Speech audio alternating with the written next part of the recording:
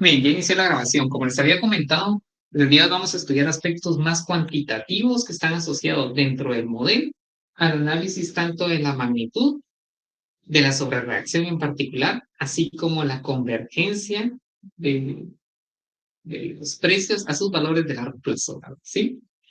¿Se acuerdan que el último día de clase nosotros ya prácticamente narramos la historia de lo que pasa con el tipo de cambio en el contexto del modelo cuando hay una inyección de masa monetaria, ¿verdad? ¿Sí?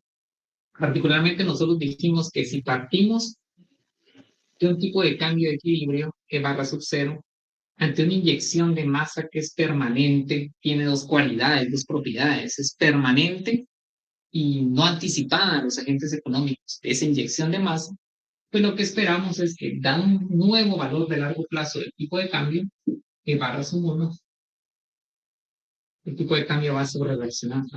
¿Sí?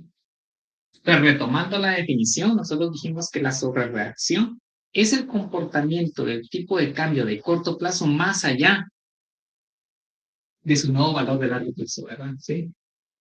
El fenómeno de sobrereacción es el que está descrito en este tramo del tipo de cambio. ¿Sí? El día de hoy vamos a discutir aspectos mucho más puntuales. Por ejemplo, ¿de qué depende la magnitud de la sobrereacción? Vamos a determinar cuantitativamente ese comportamiento. ¿De acuerdo? Entonces, jóvenes, a modo de resumen, no lo dijimos explícitamente, pero este fenómeno de sobrereacción tiene varios culpables. ¿Sí? Uno de los culpables de que ocurra la sobrereacción es que los precios son rígidos. ¿Se acuerdan que ese es un supuesto que nosotros impusimos en este modelo? Ante un desequilibrio en el mercado de dinero, en el mercado monetario, ¿quién entra en escena? ¿Qué variable económica entra en escena para poder reajustar ese mercado? El tipo de cambio nominal. Digamos que el tipo de cambio nominal es la variable efecto, ¿verdad?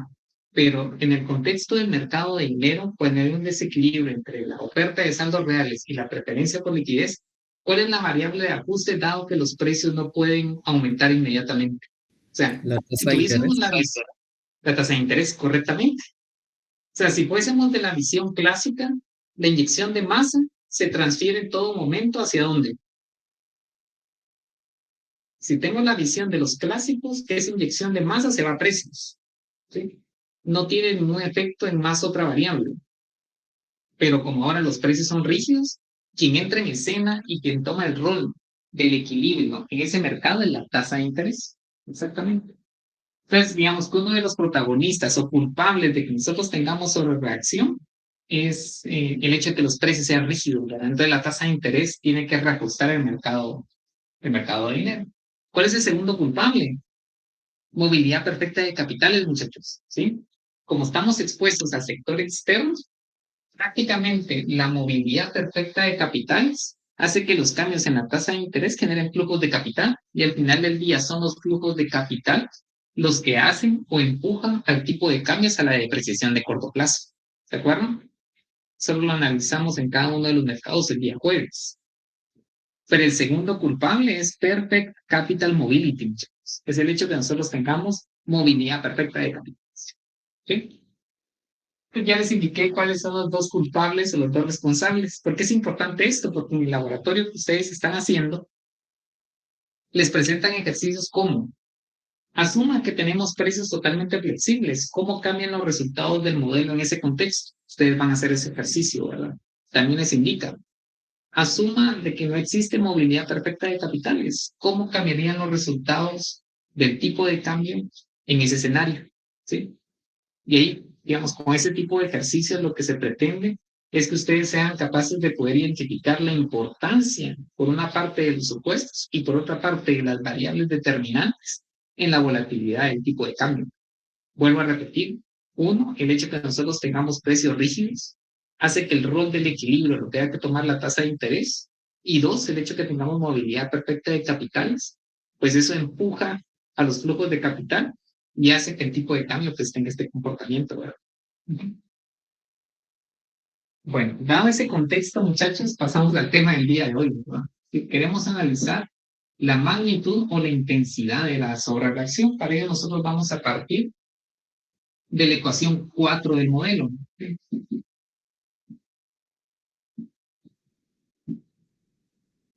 Para poder determinar la magnitud vamos a utilizar esta ecuación, en consecuencia la voy a reescribir tal como aparece en el paper. F menos M es igual a menos pi por Y más lambda R del extranjero más lambda teta que multiplica el diferencial del tipo de cambio de equilibrio menos el tipo de cambio spot.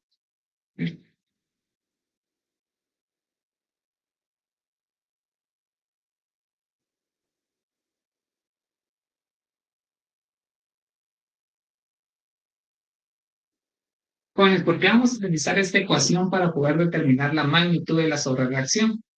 Pues tratemos de hacer una lectura a esta ecuación. ¿Qué componentes ven ustedes de esta ecuación que nos permite describir algo respecto de los mercados que están aquí contenidos? Vamos a ver quién me ayuda. Vean esta ecuación, o como diría un profesor que tuve hace años, admiren esta ecuación, hay que admirarla, muchachos. Una obra de arte. Cuando ustedes ven las pinturas, se han dado cuenta, ¿verdad? Ven cada detalle.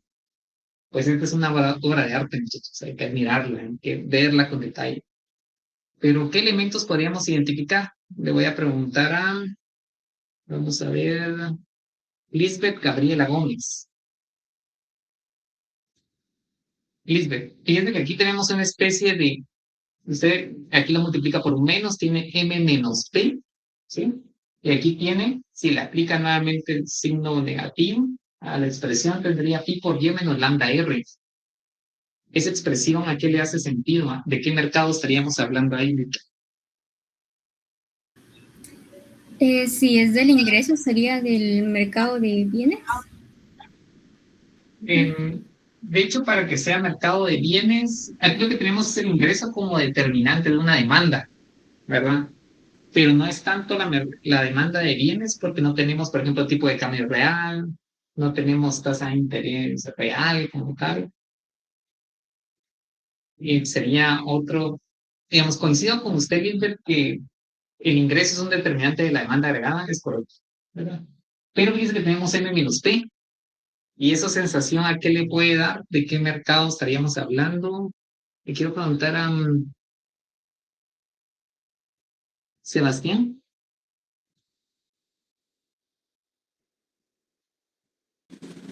Esto de acá Es al mercado de dinero. correcto. Aquí lo que tenemos es la condición de equilibrio en el mercado de dinero. Tenemos una LM. Fíjense que en lugar de tasa de interés interna tenemos la externa más las expectativas de variación cambiaria duras. Todo lo que tengo a la derecha nos hace sentido a qué mercado.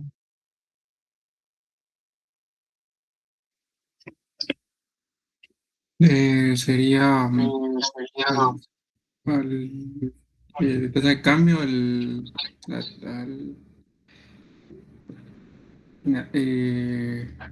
financiero. Tenemos tres mercados. Correcto, correcto. Aquí lo que tenemos es el mercado de bonos o el de activos financieros, como usted lo está señalando, exactamente. Pues aquí tenemos una especie de LM más una UIP. Pues nosotros vamos a partir de esta ecuación. Tenemos 2 de 3 mercados en equilibrio. Por la ley de Walras es suficiente para poder hacer este análisis. Si 2 de 3 mercados están en equilibrio, el tercero también no está, ¿verdad? Y esta expresión nos va a servir para poder determinar la magnitud. La pregunta es cómo determinamos cuantitativamente la magnitud de la sobrereacción. ¿Sí? Fíjense que nosotros lo que queremos hacer es que queremos determinar entonces la derivada del tipo de cambio respecto de la masa. ¿Sí? Fíjense que la expresión que define la magnitud de la sobrereacción viene dada por esta derivada. Derivada del tipo de cambio respecto de la masa. Ustedes se preguntarán por qué. Pues nosotros sabemos que el tipo de cambio es una función de la política monetaria prácticamente, ¿verdad? Digamos que la masa monetaria termina siendo un proxy de cómo se aplica la política monetaria, ¿verdad? Si hay un incremento de masa, ¿cómo sería la política monetaria? Pues sería una política monetaria expansiva, ¿verdad? Si se contrae la cantidad de masa, pues sería una política monetaria, valga la redundancia, contractiva, ¿sí? Entonces, la magnitud de la sobrereacción se encuentra definida por esta expresión, en la cual el tipo de cambio es una función de la masa. ¿Sí?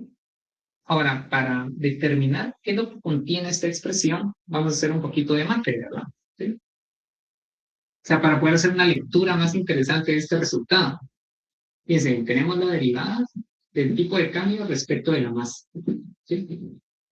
Ahora, jóvenes, nosotros dijimos prácticamente desde el primer día que empezamos a ver este tema que las variables en minúscula son representaciones logarítmicas de los niveles en mayúscula, ¿verdad? O sea, este es equivalente a la derivada del logaritmo natural del tipo de cambio en mayúscula respecto al logaritmo natural de m mayúscula, ¿vale?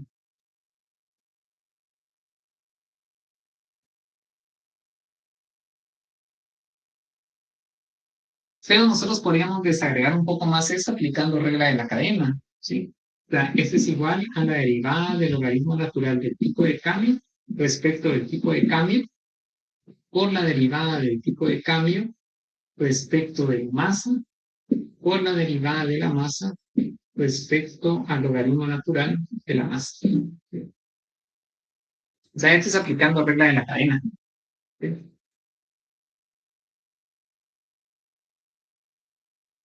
¿Por qué lo estamos haciendo? Porque eso nos ayuda a identificar qué es lo que tenemos en este indicador.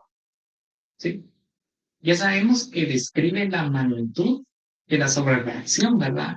Pero ¿qué está detrás de esa magnitud? Veamos cuál es la métrica de esa magnitud, cuál es la escala de medición, cuál es la dimensional, si quieren verlo así, cuál es la dimensional de esta derivada. Pues, revisémoslo, ¿verdad? ¿Sí? Esto que es igual al inverso del tipo de cambio, ¿sí? Por la derivada del tipo de cambio respecto de la masa, y fíjense, aquí podemos ver esta derivada como, como el inverso de la derivada del logaritmo natural respecto de m, ¿verdad? ¿Sí? Entonces es el inverso de 1 partido de m. O sea, este es igual a m. Entonces, reordenando esta expresión, tendríamos derivada del tipo de cambio respecto de la masa por la masa dividido el tipo de cambio.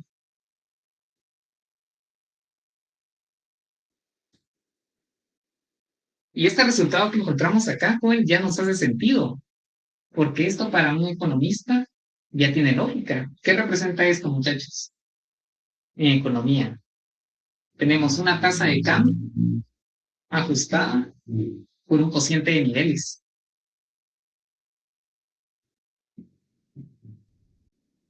Sería una elasticidad. Correcto, muy bien, Eliazar. Esta es una elasticidad. Entonces ya tiene sentido esto que tenemos acá, porque esta derivada logarítmica lo que representa es un porcentaje. Un porcentaje de cambio en el tipo de cambio como resultado de un shock por ser elasticidad de Eliazar, correctamente, por un shock de 1% en la masa monetaria. O sea, responde a la pregunta, por cada 1% de cambio en N, yo quiero saber en cuánto va a cambiar el tipo de cambio spot. Excelente. Muy bien. Esto lo voy a determinar, o lo vamos a determinar cuando encontremos la expresión que define esa derivada.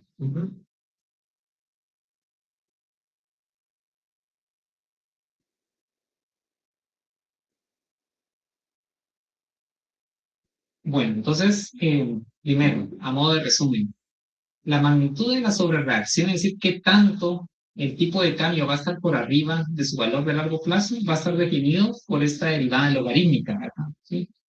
Al momento de desagregar esta derivada logarítmica, lo que nosotros vamos a tener es una elasticidad. En consecuencia, esta elasticidad va a quedar expresada en términos porcentuales. Esta expresión va a ser un porcentaje, exactamente. ¿Sí? Bueno, ¿qué es importante también saber, muchachos? ¿Sí? Dado que nosotros queremos encontrar esta derivada a partir de esta expresión, también nosotros debemos de reconocer que este diferencial en la masa va a ser igual a un diferencial en el tipo de cambio y en los precios de largo plazo. O sea que este diferencial coincide cuando se realiza un shock en la masa, coincide con un shock, digamos, en el tipo de cambio a largo plazo o con los precios de largo plazo.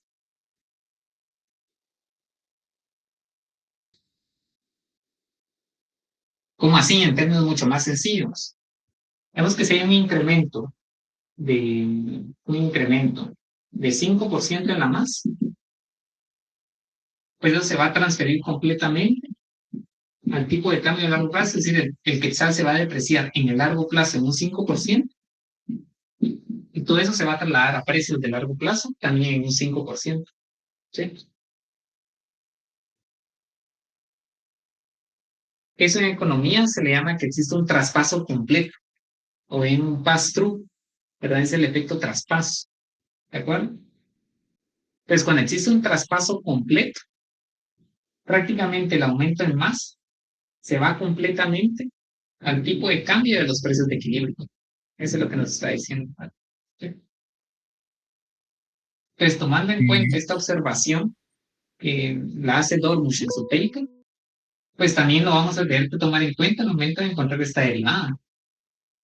Porque al momento de derivar sobre la masa, podemos encontrar evidencia de la masa en el tipo de cambio y en los precios de equilibrio. Ahí también tenemos evidencia o rastro de masa monetaria, ¿verdad? Eso nos sirve en el proceso de derivación. ¿Sí, Luco?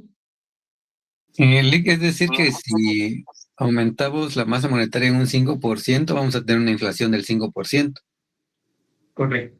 Ese es el resultado que nos está indicando Dormus en su paper, ¿verdad? Eso sí tiene que ser en el valor de largo plazo, ¿verdad?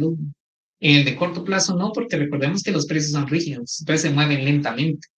Digamos que los precios van a absorber todo ese shock de masa hasta en el nuevo equilibrio, en el largo plazo, como usted señala. Correcto.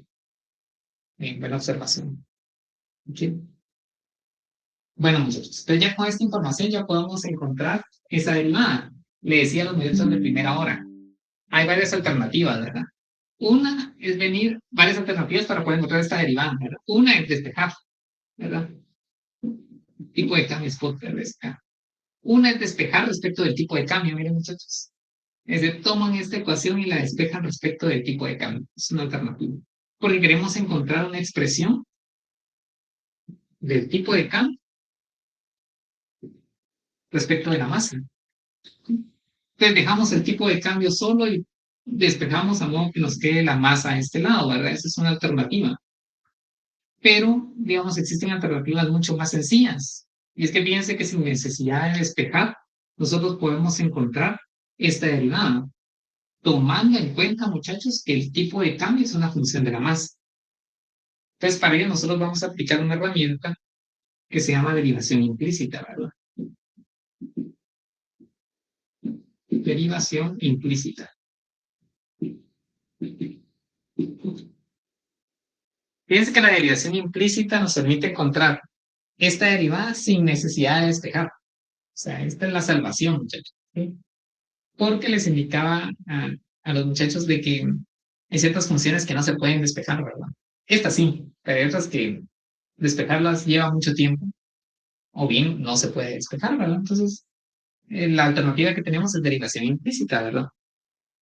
Es cómo vamos a derivar esta expresión implícitamente. ¿Sí? Voy a borrar esto porque esto ya no sirvió. Fíjense que vamos a derivar toda esta expresión respecto de la masa. ¿Sí? Pero recuerden que encontramos evidencia de masa en el tipo de cambio, ¿verdad? O sea, el traspaso es completo. O sea, prácticamente derivar sobre la masa implica derivar sobre el tipo de cambio a largo plazo, porque todo se transfiere ahí. Entonces tenemos a derivar respecto del tipo de cambio de largo plazo y respecto de los precios de largo plazo. Y también pues, tenemos que considerar que el tipo de cambio spot es función de la masa.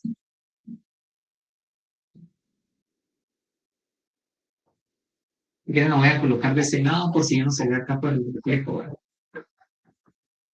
Lo que estoy diciendo es que el tipo de cambio es una función de la masa.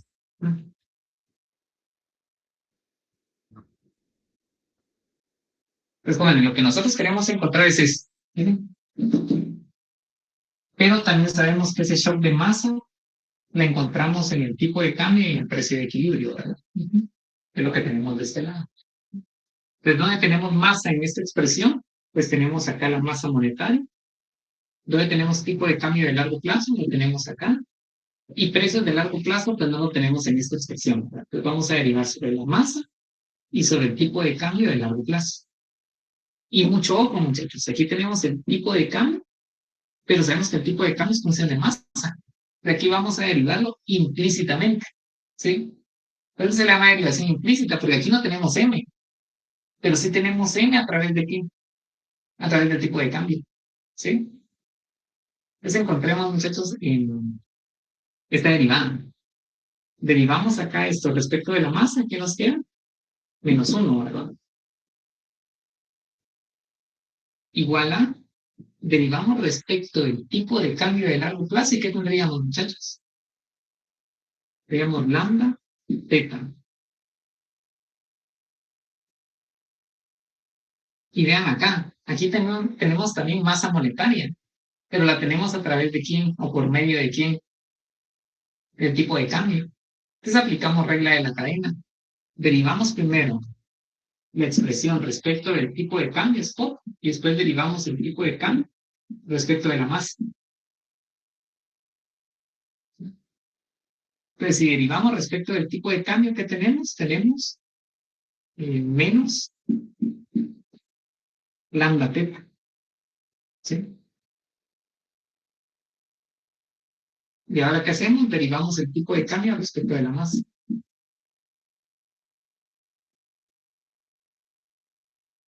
¿Sí? Entonces hicimos el proceso de derivación. Derivamos sobre la masa, -1.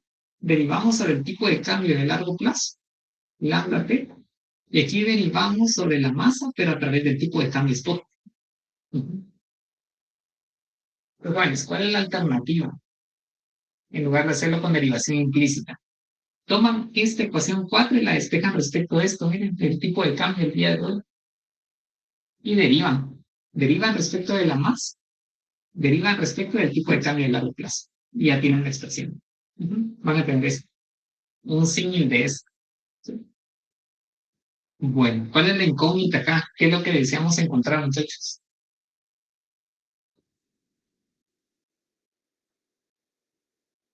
¿Cuál es la variable de interés acá?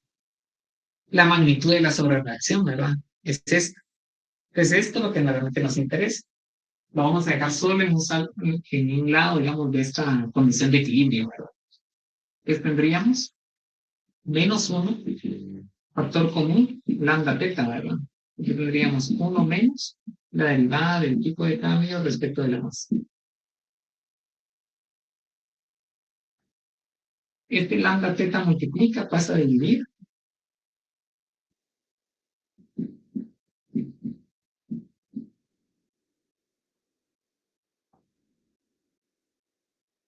Y de este lado pues tenemos 1 menos la derivada. ¿Sí? Como el interés es sobre la derivada, pues dejamos a la derivada sola. Pues tendríamos, tiene menos, pasa más. La derivada del tipo de cambio respecto de la masa es igual a 1. Tiene menos, pasa más. 1 partido lambda teta. Y esto de acá, muchachos, define la magnitud de la sobrereacción. Vean qué interesante, vean este resultado.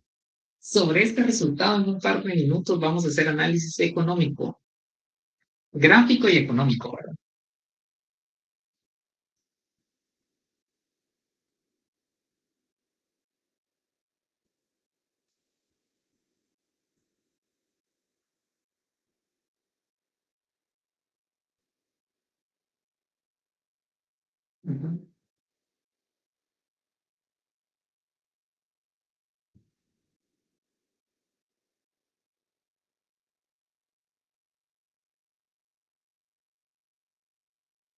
Recordemos, muchachos, esta expresión que tenemos acá, lo que describe es una elasticidad, ¿sí? Lo que nos está diciendo es porcentualmente cuánto cambia el tipo de cambio spot, es decir, el tipo de cambio del día de hoy, como resultado de un cambio de 1% en la masa monetaria, ¿verdad? ¿Sí?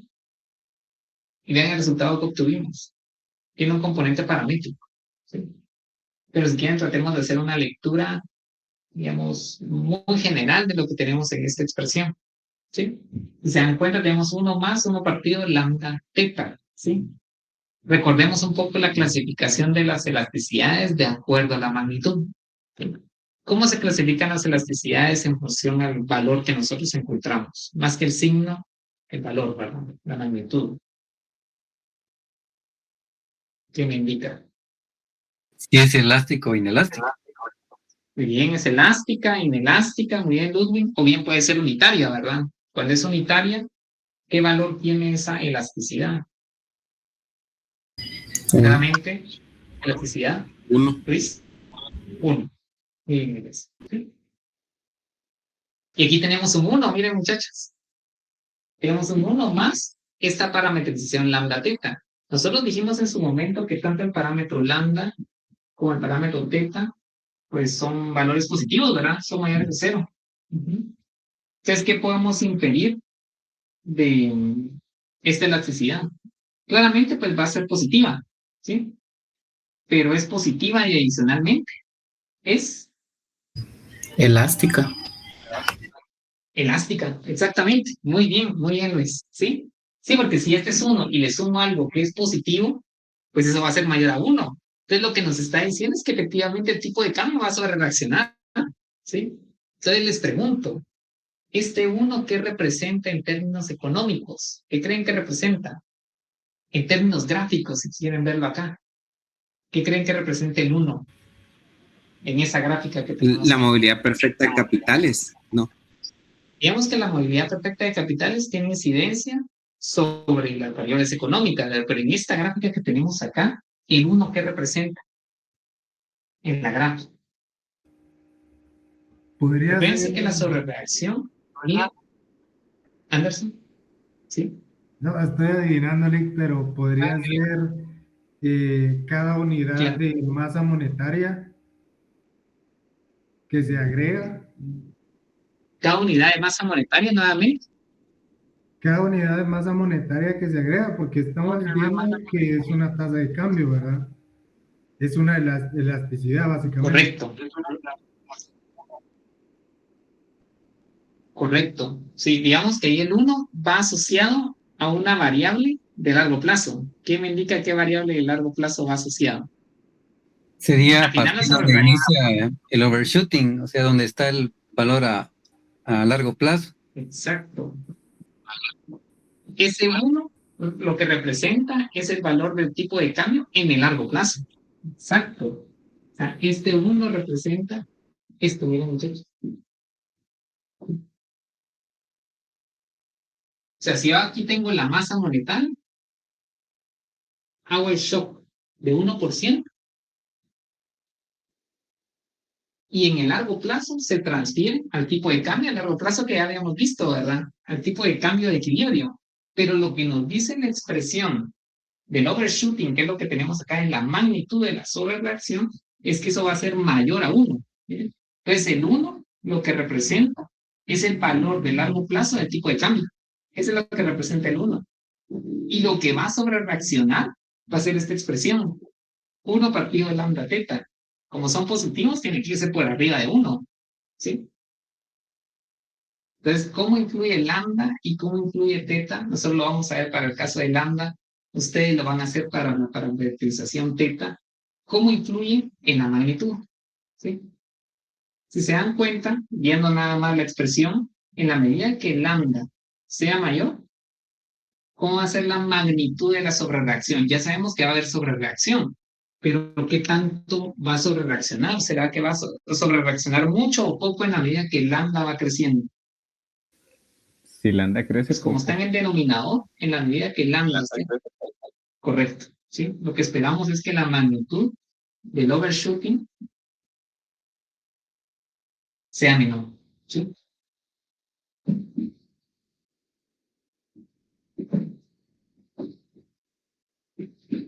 En la medida que lambda es mayor, la magnitud de la volatilidad va a ser más acotada, va a ser más limitada. La pregunta es ¿por qué, muchachos? Y eso lo vamos a estudiar en un momento. Vamos a ver la razón económica que está detrás de lambda y su efecto sobre la magnitud. ¿Sí? Entonces solo voy a esperar que todos tengan esto, muchachos, y hacemos el análisis.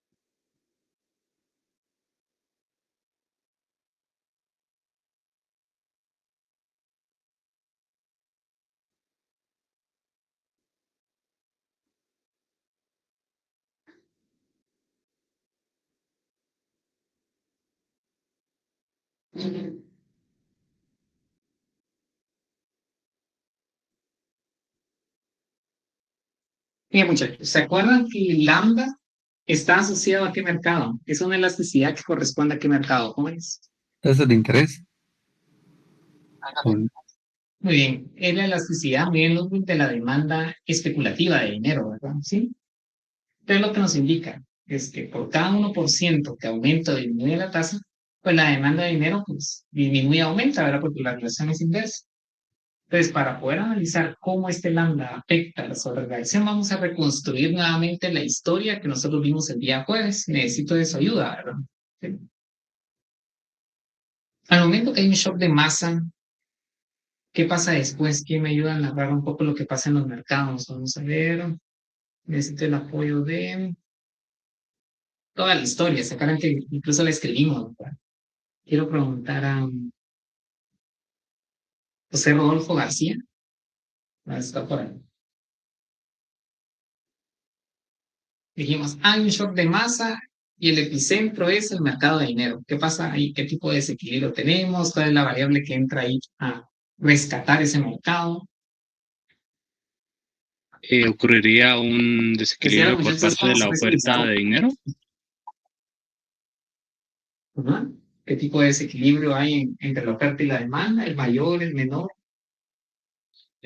Habría incrementaría mucho la oferta, un exceso de oferta. Hay un exceso de oferta. ¿Qué pasa después? ¿Cuál es la variable que nos ayuda a ajustar el mercado monetario? La tasa de interés. ¿Qué pasa con la tasa de interés?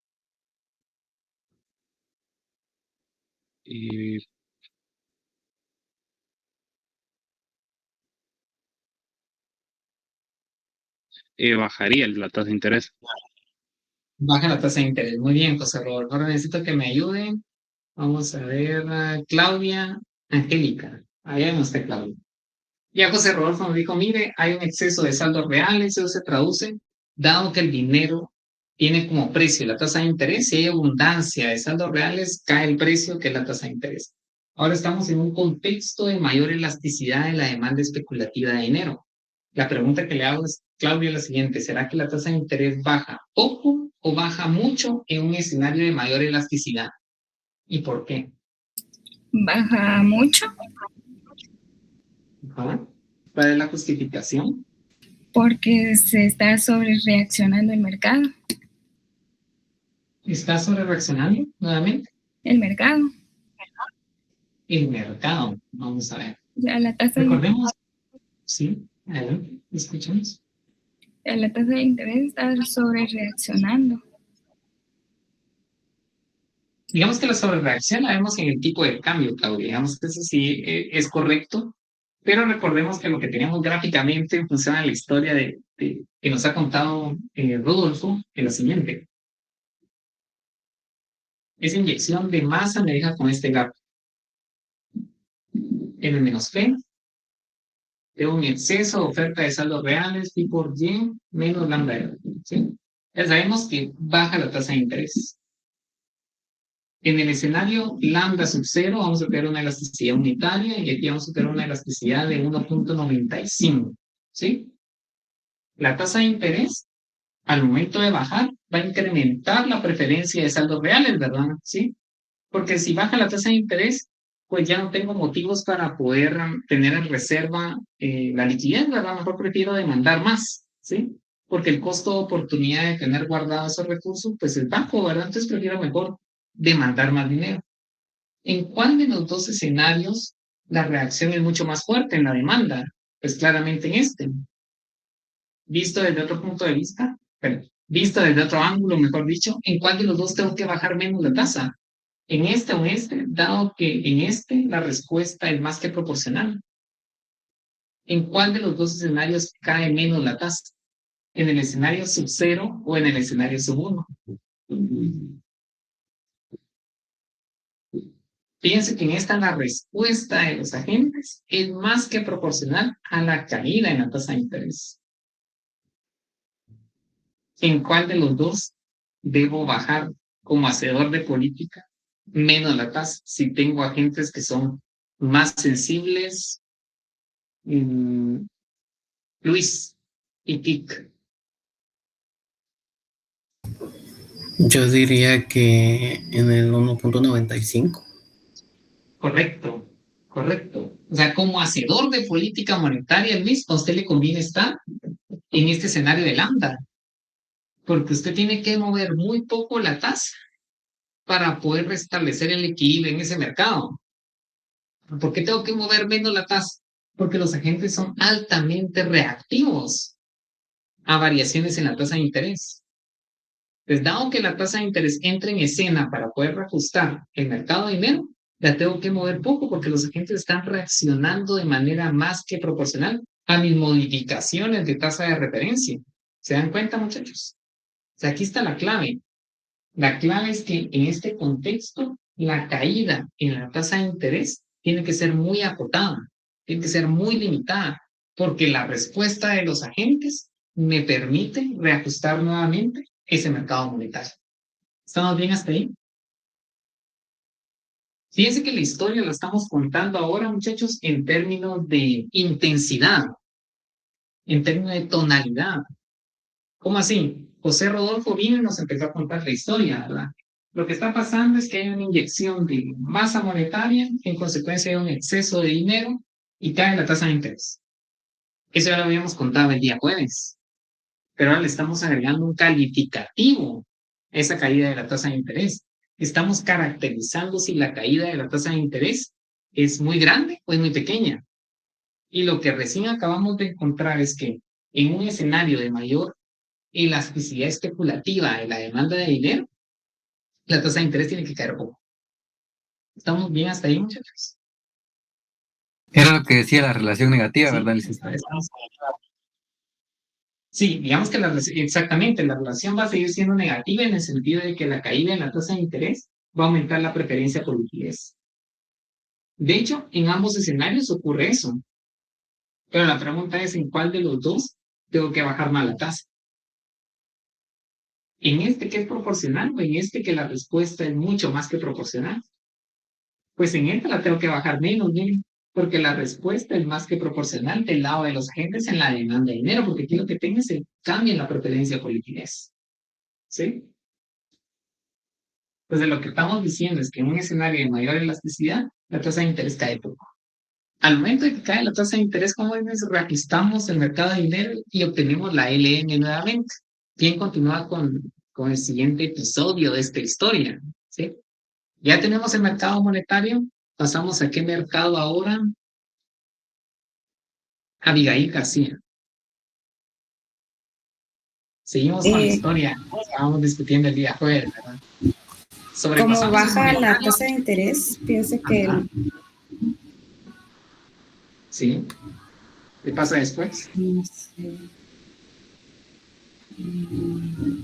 Entonces la tasa de interés comienza a subir nuevamente, ¿verdad? ¿Por qué estaría subiendo nuevamente? Más que todo para indagar, ¿verdad? A nivel de la lógica que usted está construyendo. Ajá. Como eso, como la tasa de interés baja por, como por una temporada. Bien, temporalmente, sí. Y Hay momentos luego, muy bajos.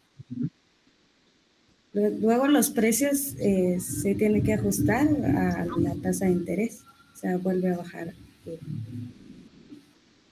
Eso también es para, correcto. Digamos, para volver a aprovechando la al observación. equilibrio. Claro, claro, es correcto. Aprovechando la observación que está haciendo Abigail, y algo que es muy importante al momento que ustedes estén haciendo un análisis, lo estén justificando, es que siempre es bueno separar los mercados, ¿verdad? Porque la economía tiene esa característica, ¿verdad? Todas las variables actúan al mismo momento, ¿verdad? Entonces, para poder hacer un análisis, digamos, mucho más concreto, muévanse en los mercados, ¿verdad? Pero una vez finalicen el análisis de un mercado. Abigail tocó varios puntos que son relevantes, ¿verdad? En distintos mercados, ¿verdad? Sí. Pero, digamos, para ir de manera un poco ordenada, digamos que la tasa de interés baja para poder reajustar el mercado de dinero. Entonces, ya dejamos el mercado de dinero equilibrado, nos vamos a otro mercado y nos centramos en ese mercado. ¿Cuál es el siguiente mercado que entra en escena? Vamos a ver, le quiero preguntar a María Fernanda Castellanos.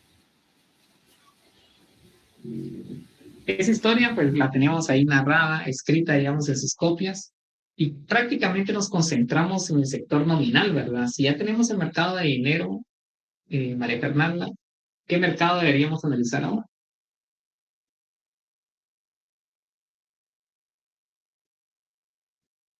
El mercado de bienes, Lick. De hecho, el mercado de bienes es el último que nosotros analizamos, y antes de pasar por el mercado de bienes, que ese ¿No se es el ajusta cambiario, en el largo licenciado? plazo, el mercado de ahí. ¿No es el cambiario, no? Digamos que el tipo de cambio se determina en ese mercado en particular. ¿Y qué nombre recibe ese mercado? El mercado financiero. El mercado de bonos, muy bien, Claudia, o el mercado de activos financieros, ¿verdad? Fíjense que esta caída en la tasa de interés va a afectar la rentabilidad de los bonos nacionales respecto de los bonos del extranjero. ¿Qué pasa en ese contexto? ¿Cuál es la variable que entra en escena, la que nos va a ayudar a ajustarlo? Vamos a ver, le quiero preguntar a Cristian. Ayúdeme, Cristian. Prácticamente ya le dejamos la mesa servida, en el sentido de que cae la tasa de interés local y pasa algo. Adelante.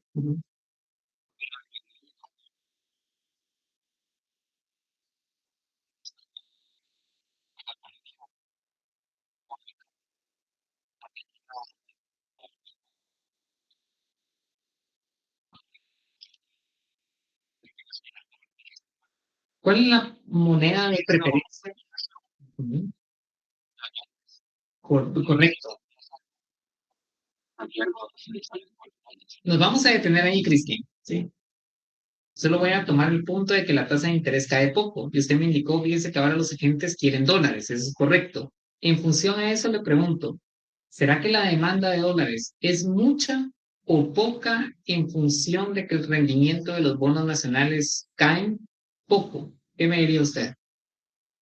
Fíjense que estamos hablando de tonalidades, estamos hablando de intensidad, porque queremos probar el rol que tiene lambda. Entonces, la tasa de interés cae poco. ¿La fuga de capitales es muy grande o es muy acotada, muy limitada? ¿Qué me diría, Cristian? ¿Por qué?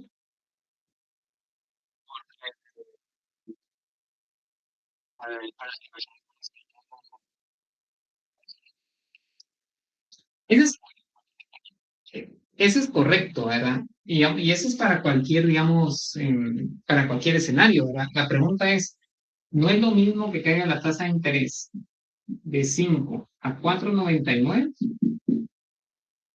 que pase de 5 a 1,75, por ejemplo? La pregunta, digamos, que les traslado es, ¿En cuál de estos dos escenarios donde hay caída de tasa de interés? Eso se aplica para cualquier caída, ¿verdad? Pero ¿en cuál de estos dos escenarios la salida de flujos de capital es mucho más fuerte? ¿En este o en este? En los dos van a salir capitales, ¿verdad? Pero ¿en cuál de los dos salen más capitales? En dólares. Exacto. Exactamente. Ahora analicemos el contexto de lo que veníamos discutiendo. La tasa de interés cae poco. Entonces, ¿salen muchos o salen pocos capitales? Correcto. Ahí está. ¿Sí? Pues fíjense que salen pocos capitales. Y recuérdense, muchachos, que son los capitales los que presionan al overshooting. Porque se acuerdan que dijimos que uno de los culpables es que tenemos movilidad perfecta de capitales. Entonces, como cae la tasa de interés poco y salen pocos capitales en dólares, con esto terminamos, muchachos. ¿Qué tanto sobrereacciona el tipo de cambio? ¿Sobrereacciona poco o mucho? Si salen pocos capitales. Poco. Poco. Ahí está.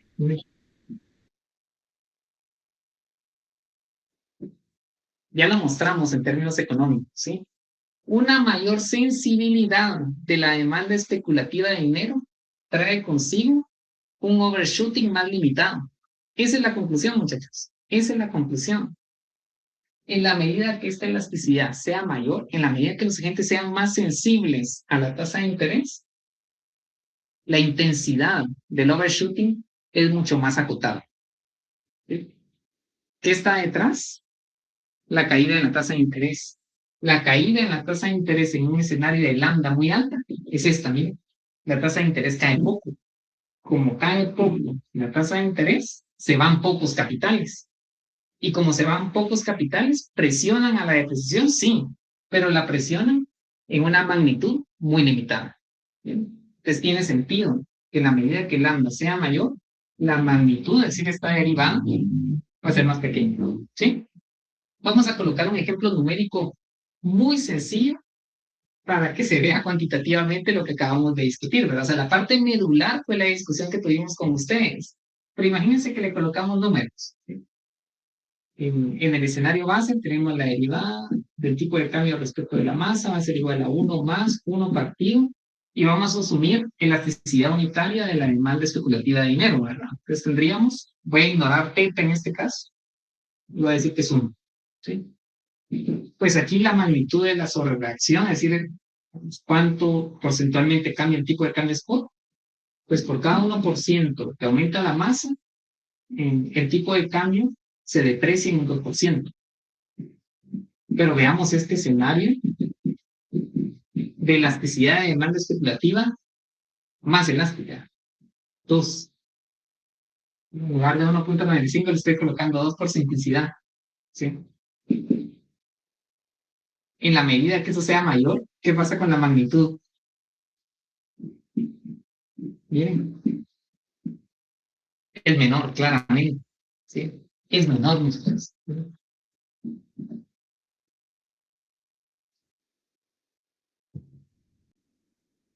Vean ese resultado interesante, muchachos. Y tal como les indicaba a los jóvenes de primera hora, al final lambda lo que representa es la credibilidad que tiene la autoridad monetaria al momento de hacer política económica, ¿verdad? O bien política, valga la redundancia, política monetaria. ¿Sí? En la medida que la credibilidad sea mayor de la autoridad monetaria, lambda va a ser muy alto. ¿Por qué? Porque tiene que mover muy poco su tasa de referencia para que los agentes reaccionen. ¿Sí? Prácticamente un esquema de inflation targeting, que es lo que tenemos en Guatemala, prácticamente la comunicación se convierte en una herramienta de política monetaria. Solo con el hecho de anunciar a los agentes económicos, a las firmas, a los consumidores, en general a todos los agentes económicos, que se va a hacer todo lo necesario para poder regular los precios. Y si a partir de ello los agentes ya toman decisiones, pues prácticamente esta elasticidad es muy alta.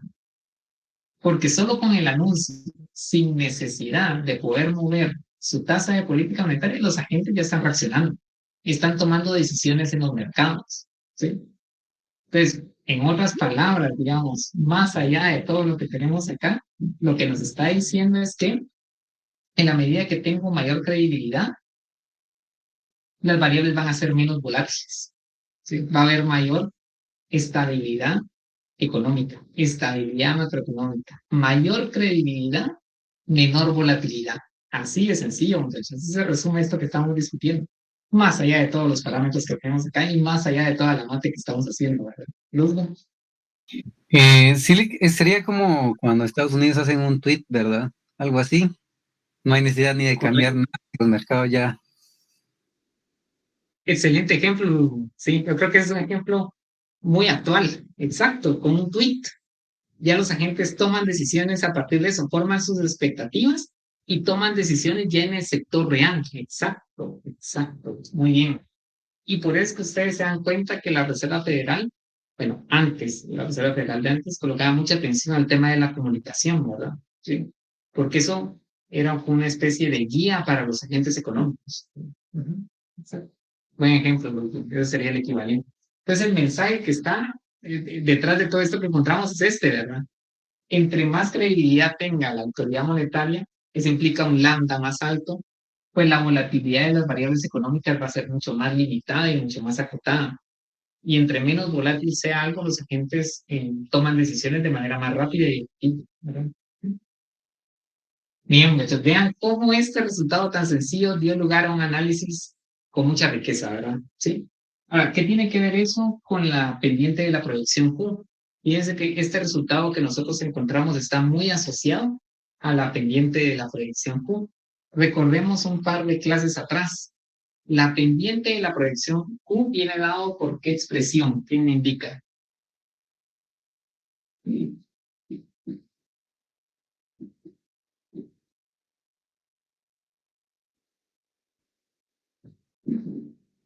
La pendiente de la recta de la recta Q viene dada por la expresión menos lambda teta, ¿se acuerdan?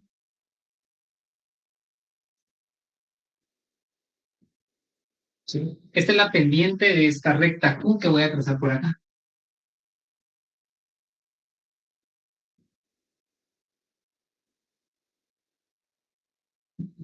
Y tenemos precios de largo plazo y tipo de cambio de largo plazo. Pues prácticamente este componente de sobrereacción, esto que está por arriba de su valor de largo plazo, no es nada más que el inverso de esa proyección Q en valor absoluto, ¿verdad? Entonces analicemos y gráficamente también nos hace sentido la relación entre lambda como componente de la pendiente de la proyección Q y la magnitud del overshooting, ¿verdad? Jóvenes, en la medida que lambda sea mayor, ¿cómo es la inclinación de esta pendiente? ¿Es más inclinada o, digamos, mucho más horizontal? ¿Qué me dirían ustedes?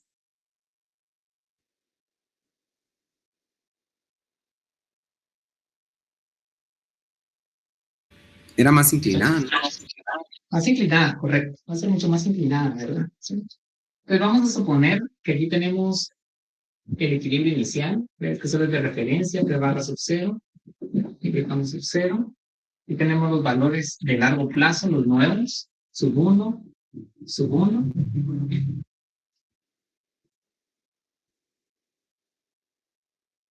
Y vamos a ver qué pasa en este caso en la magnitud de la sobrereacción, partiendo, digamos, de un lambda igual a 1.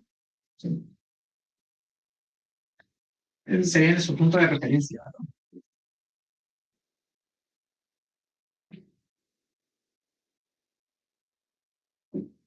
Nuevamente, la sobrereacción es el comportamiento de corto plazo del tipo de cambio por arriba de su nuevo valor de largo plazo, ¿verdad? ¿Sí? Prácticamente esto de acá es el overshooting, ¿verdad? Tal como ustedes me indicaron, en la medida que el lambda sea mayor, voy a tener una proyección Q más inclinada, ¿verdad? Eso lo voy a colocar en rojo. Uh-huh.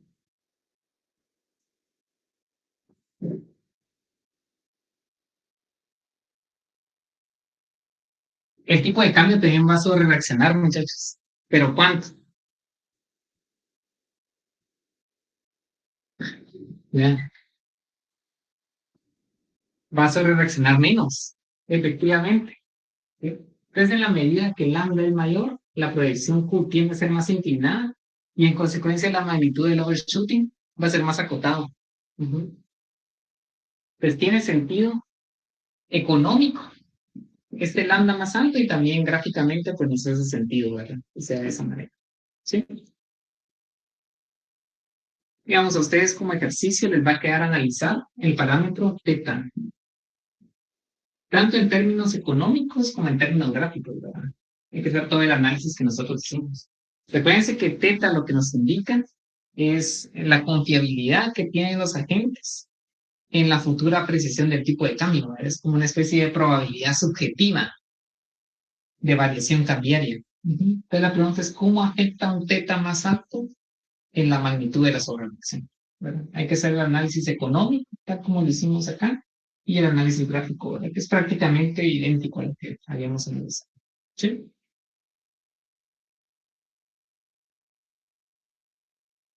Muy bien, entonces jóvenes, el resultado se sintetiza en esta expresión.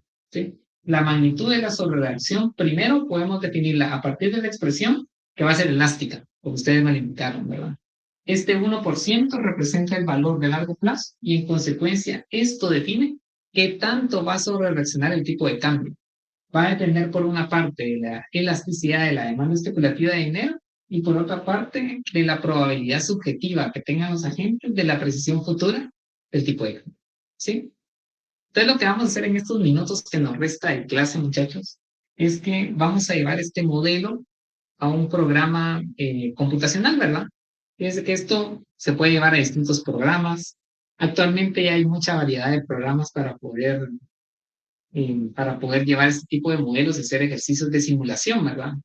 En este caso, pues lo hice en MATLAB, que era, digamos, antes de los programas más utilizados para hacer ejercicios como estos, ¿verdad? Pero ahora creo que hay Python, hay una variedad de aplicaciones que ustedes pueden utilizar para poder llevar este modelo y hacer ejercicios de simulación.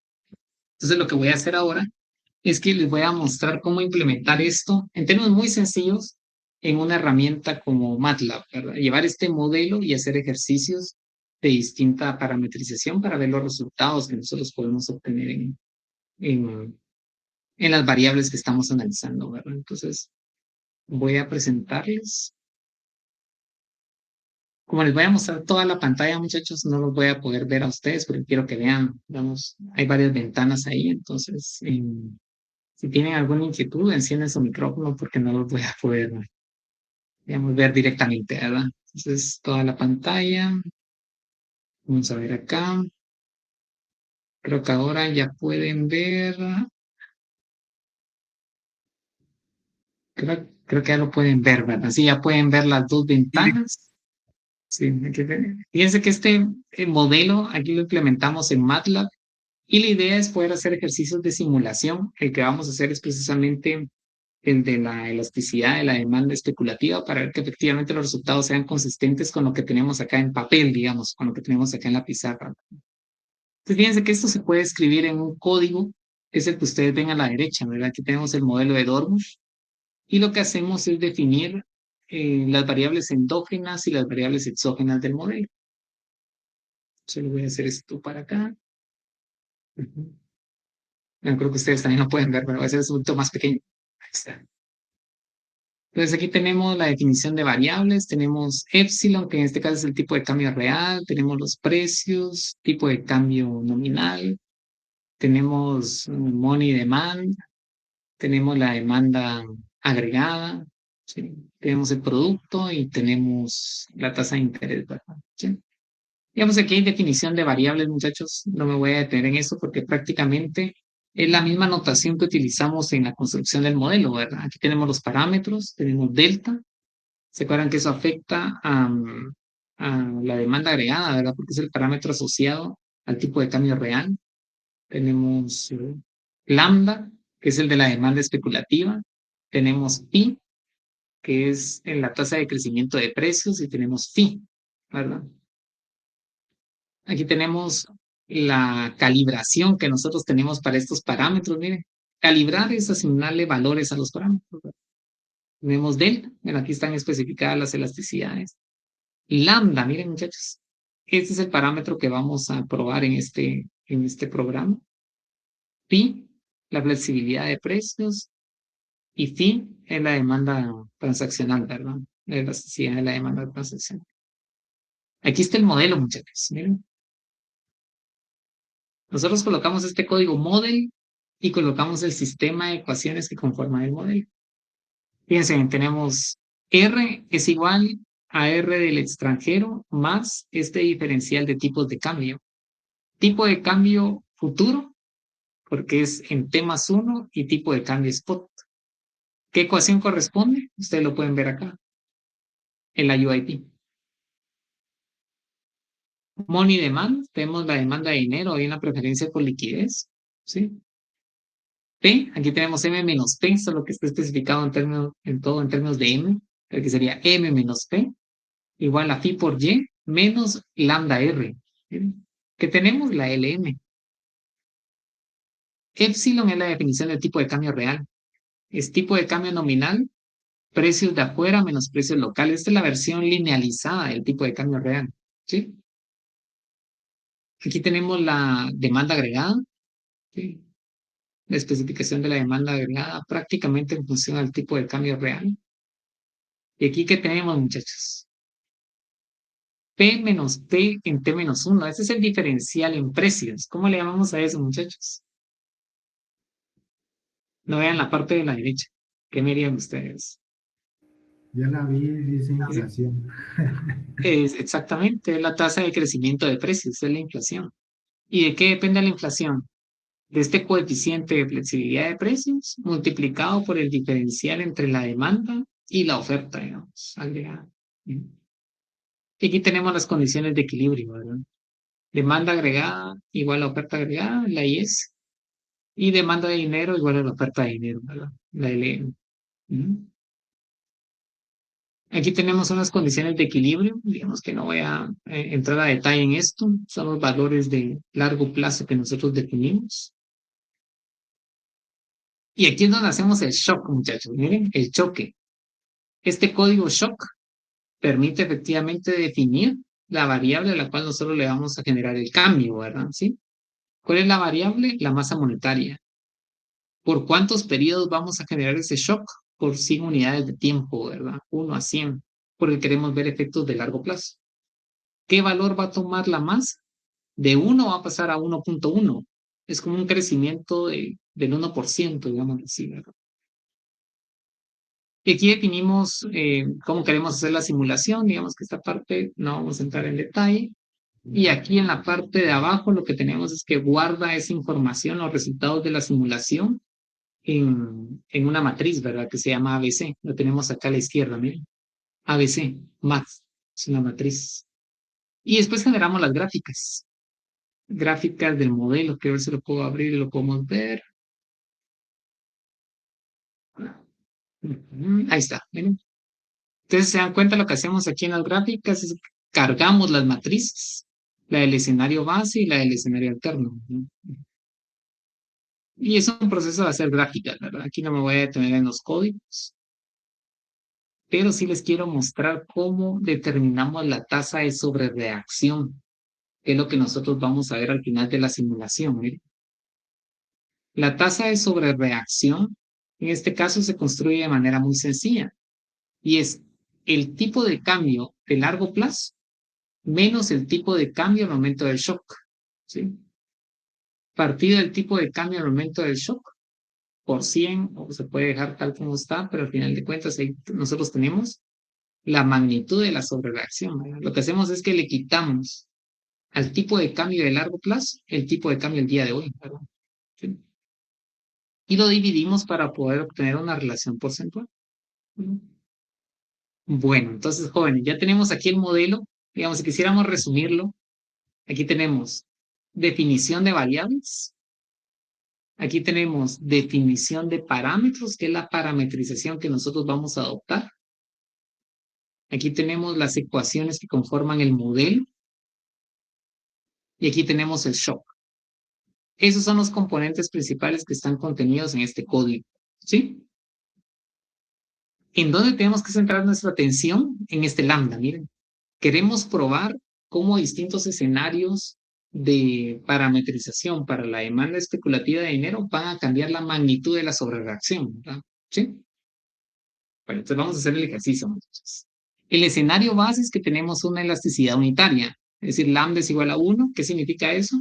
Que por cada 1% que aumenta la masa, la demanda de dinero disminuye, mejor dicho, la tasa de interés. ¿Sí? Por cada 1% que cae la tasa de interés, la demanda de dinero aumenta en un 1%, porque es elasticidad de la demanda especulativa. Vuelvo a repetir, por cada 1% que cae la tasa de interés, la demanda de dinero aumenta en 1%. Y la relación es inversa. ¿Dónde está contenida la relación inversa? Aquí lo pueden ver, miren. En la ecuación 2 del modelo. Tenemos la preferencia por liquidez o la demanda de dinero. ¿Sí?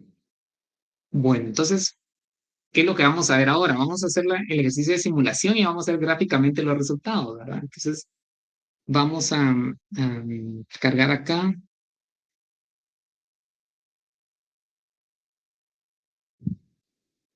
Unas librerías para que nos pueda solucionar el modelo y para que nos pueda generar la gráfica, muchachos. O sea que primero hay que cargar esas librerías. Esto que ustedes ven acá que dice iris, este iris sirve para poder generar las gráficas, ¿verdad? Sí. Y esto que ven acá que dice dinare, dinare sirve para poder resolver modelos de equilibrio general, como este. Este es un modelo de equilibrio general.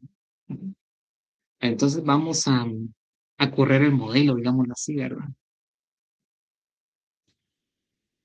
Ahorita, con esta librería de dinare, se resuelve el modelo que nosotros tenemos en el código que ustedes vieron a la derecha, ¿verdad?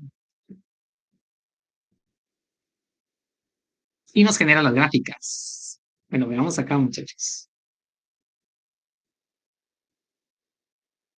¿Se acuerdan que hay un código que genera las gráficas, verdad? En azul tenemos el escenario base y en naranja tenemos el escenario alterno, ¿verdad? ¿Qué podemos ver acá en Money Supply? El shock que estamos generando. Si se dan cuenta, es un shock de 1%, en consecuencia pasa de 1 a 1.1 y es un shock permanente, ¿miren? ¿Se acuerdan que le dijimos que lo íbamos a simular por 100 periodos, verdad? ¿Qué pasa con la tasa de interés? Disminuye, ¿sí? Esto no es que ya lo tenga predeterminado y que ahorita vamos a hacer un ejercicio de simulación y se va a dar cuenta cómo reaccionan todas las variables. Cae la tasa de interés. ¿Por qué cae la tasa de interés? Por lo que nos indicó José Rodolfo, ¿verdad? Dijo, mire, como hay un exceso de saldos reales, pues el precio del dinero, que es la tasa de interés, pues cae, ¿verdad? Sí. Esa caída en la tasa de interés permite reajustar el mercado de dinero, ¿verdad? Porque aumenta la preferencia o la demanda de dinero. Vean qué pasa con los precios, muchachos. Miren, como los precios son rígidos, al momento del shock de masa no se mueven. Van a aumentar lentamente hacia su nuevo valor de largo plazo, ¿verdad? Precios más altos de largo plazo. ¿Qué es lo que tenemos acá? Aquí tenemos las expectativas de variación de tipo de cambio. Y esta variable no la graficamos por acá, pero ¿qué creen que nos indica esto? ¿Quién me puede hacer una lectura de lo que tenemos en esta gráfica? ¿Qué nos está diciendo ese primer valor que toma y después el comportamiento posterior? Sería lo que esperan que se deprecie la moneda. Dado el signo que tenemos ahí, creo que Ludwig me está hablando, dado el signo que tenemos ahí, ¿las expectativas son de qué al momento del shock?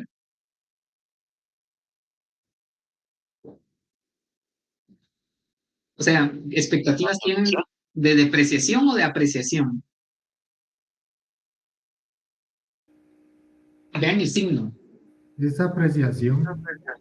De apreciación, ¿verdad? Al momento que el tipo de cambio se va muy por arriba, los agentes dicen, no, el tipo de cambio se va a apreciar. Y cuando los agentes se dan cuenta de que el tipo de cambio se va a apreciar, se restablece la UIP. ¿Cómo así se restablece la UIP? Los agentes ya no tienen motivos para seguir presionando hacia la depreciación. O sea, ya no tiene sentido para ellos mover capitales para poder invertir afuera. Porque saben que los rendimientos ya se igualaron. ¿Por qué saben que los rendimientos ya se igualaron? Porque por una parte está cayendo la tasa de interés doméstica, pero por otra parte, a pesar de que tengo afuera una tasa de interés más alta, voy a perder vía.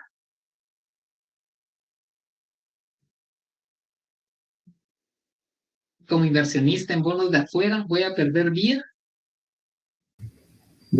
Volatilidad cambiaria. Exacto. O sea, fruto de la apreciación posterior. Estoy pagando 8 el día de hoy porque todo el mundo quiere dólares, pero voy a recibir 6. Fruto de la apreciación es una pérdida.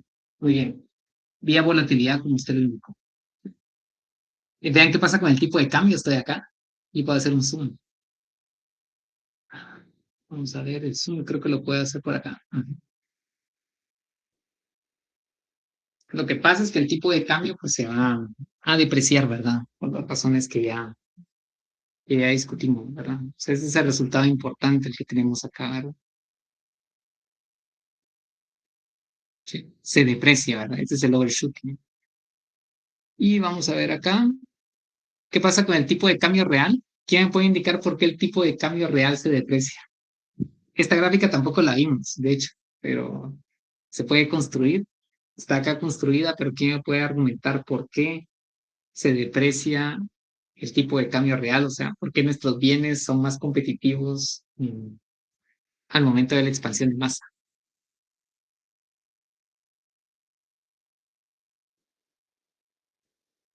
Por una parte se devalúa la moneda y el momento de shock, ¿qué pasa con los precios? Eso se mantiene, ¿verdad? No se ajusta en el Se momento. mantiene. Entonces tengo un quetzal que es más competitivo, con precios que no me afectan negativamente, ¿verdad? Entonces, ¿qué voy a tener? Un tipo de cambio real más depreciado. Exacto, exacto, muchachos. ¿Sí? Pues hasta acá todo bien y quiero que vean ahora la magnitud de la sobrereacción. 1.47%. ¿Qué me está indicando eso? Que por cada 1% que aumentó la masa, el tipo de cambio nominal sobrereaccionó, se depreció 1.47%. Pues hasta acá, digamos, el escenario base coincide con el escenario alterno. La idea es probar con este modelo qué pasa con distintos valores de lambda, ¿verdad? Entonces, vamos a modificar esta parametrización. Miren, en lugar de lambda 1, vamos a colocar un valor de lambda pues distinto, ¿verdad? Queremos ver qué pasa con las variables gráficamente y queremos analizar la magnitud de la tasa de sobrereacción. Miren, en este caso, pues el escenario base coincide con el alterno. Vamos a modificar lambda en el escenario alterno y vamos a ver qué pasa con este indicador. Pues muchachos, indiquen un valor de lambda, ya sea hacia arriba o hacia abajo. Obviamente tiene que ser distinto de 1, ¿verdad? Pero probemos un valor de lambda, a ver qué resultado obtenemos. Ya, 0.3 para ver si es muchísimo 0.3. mayor la reacción. Me parece. Entonces 0.3, muchachos. Antes de verlo gráficamente, ¿quién me ayuda a decir qué esperaríamos ver? Para que encontremos un poco de emoción y sentido a lo que vamos a ver a través de estas gráficas, ¿verdad? Fíjense que ahora tenemos una elasticidad de la demanda especulativa que es más baja, ¿verdad? Entonces, por cada 1% estoy subiendo la tasa, la demanda va a caer menos que proporcional. Entonces, ¿qué esperaríamos, muchachos? En términos de tasa de interés, ¿va a bajar poco o va a bajar mucho?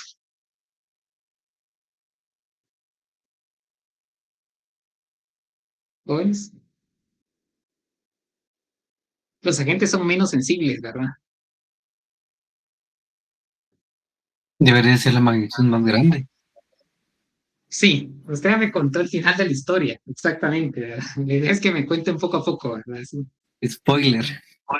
Sí, total, o sea, usted me dijo, mire, ya, vámonos a hacer la simulación, ¿verdad?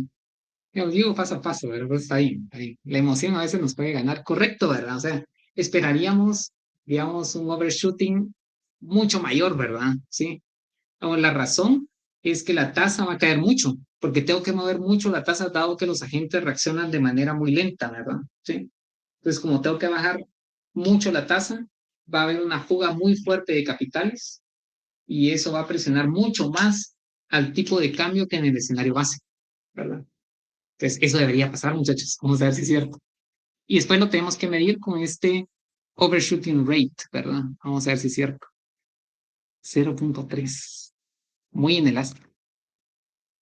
Entonces lo vamos a guardar acá. Vamos a correr nuevamente este Dinare. Este código de Dinare lo que hace es que resuelve el sistema de ecuaciones. Es un paquete que sirve para, ser indicado, ¿verdad? Para resolver ese tipo de modelos, ¿verdad? Pero como les indico, ahorita hay muchas herramientas, ¿verdad? Está Python, está Julia. Hay varios programas que permiten ya implementar modelos y poderlos solucionar. Pero bueno, hagamos el ejercicio.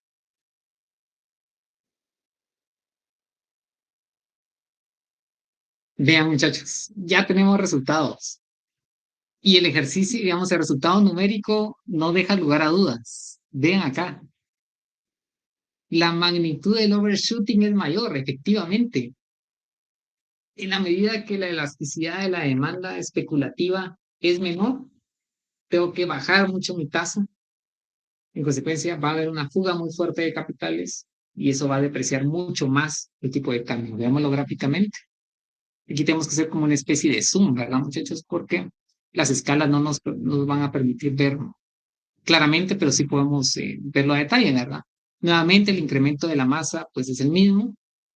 Y vean el escenario alterno. Ahora sí se separa el escenario base. Miren.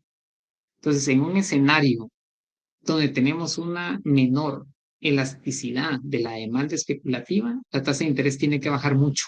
¿Sí? Voy a hacer acá, vamos a ver, el zoom.